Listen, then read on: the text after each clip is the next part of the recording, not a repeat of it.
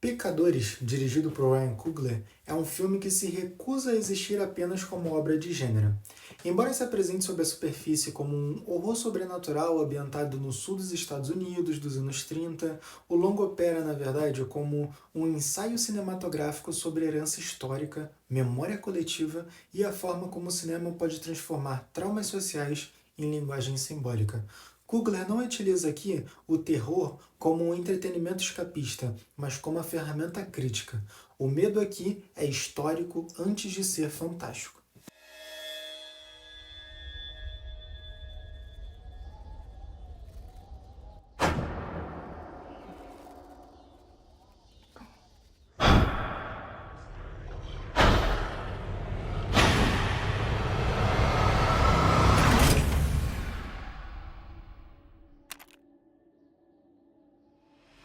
Ambientado no delta do Mississippi em 1932, o filme acompanha os irmãos gêmeos Fumaça e Fuligem, ambos interpretados por Michael B. Jordan, que retornam à sua cidade natal após uma tentativa fracassada de reconstruir suas vidas longe dali.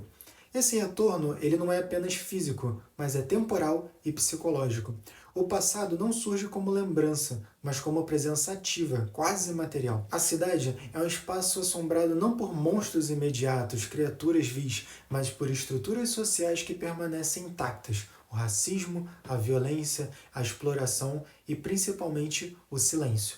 O sobrenatural entra como consequência, não como causa. A decisão de Coogler entre trabalhar a duplicidade, ou seja, dois irmãos, dois caminhos, duas respostas possíveis ao trauma, estrutura o filme em todos os níveis. Fumaça e Fuligem não funcionam só como personagens contrastantes, mas também como encarnações de uma cisão interna, a adaptação versus o confronto, a assimilação versus a ruptura.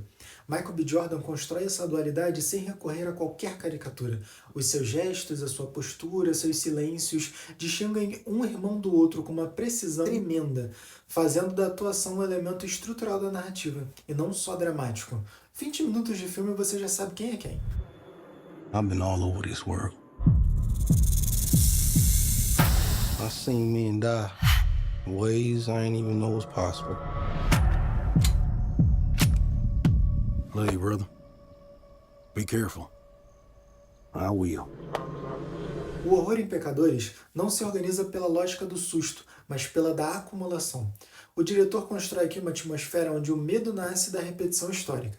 A ideia de que algo antigo, violento e predatório nunca deixou de realmente existir naquele território.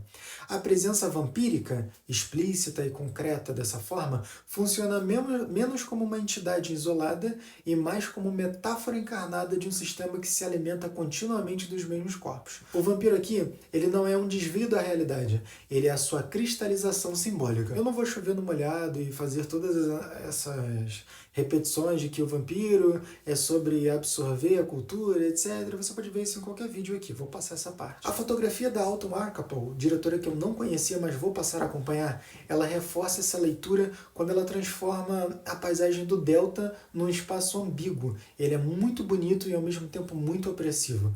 Os campos abertos, os rios, as estradas longas não significam liberdade, são só territórios atravessados por vigilância, memória e ameaça latente. A câmera vive alternando entre planos contemplativos e enquadramentos fechados.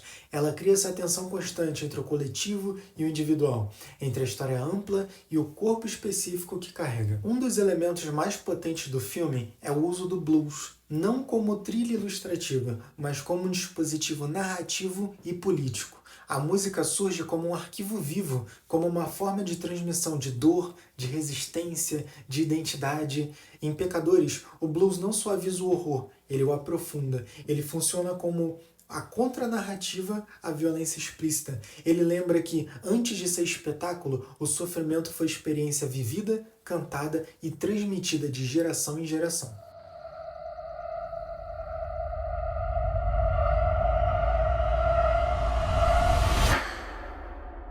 Let me in, man. There's some weird shit going on out here.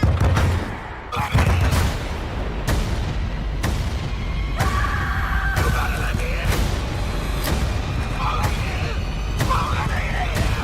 Oh, you gotta let me in. O magnífico elenco de apoio também não pode ser deixado de lado. Hayley Stenfield, Wunmi Mosaku, Delroy Lindo, Jack O'Connell, todos ampliam esse alcance simbólico do filme quando representam de diferentes formas essa relação com o espaço e a história.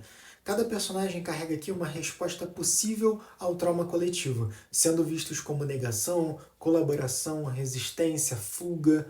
Nenhum deles é tratado como um mero vetor da trama. Todos existem como fragmentos de um corpo social fraturado.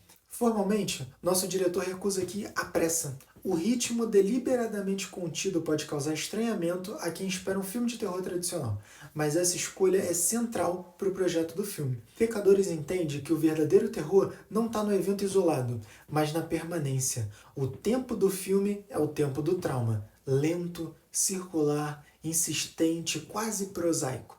A ameaça cresce não porque se move rápido, mas porque ela nunca vai embora. You keep dancing with the devil. One day he's gonna follow you home.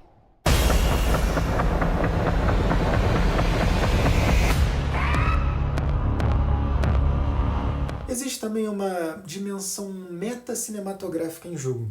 Ao reapropriar o cinema de horror, historicamente marcado por narrativas brancas e pelo medo do outro, o diretor inverte aqui o eixo do olhar. Pecadores não pergunta quem é o monstro, mas quem sempre foi autorizado a contar a história. O filme se inscreve, assim, numa tradição de cinema negro que utiliza o gênero não para escapar da realidade, mas para reescrevê-la. No conjunto, Pecadores é menos um filme sobre vampiros e mais um filme sobre persistência, da violência, da memória, da cultura e da luta por autonomia narrativa. Aqui o diretor, também roteirista, ele constrói uma obra que dialoga com o passado sem fetichizá-lo e com o presente sem didatismo. O horror aqui não grita, ele observa, espera e retorna, com a própria história que o filme se propõe a tratar.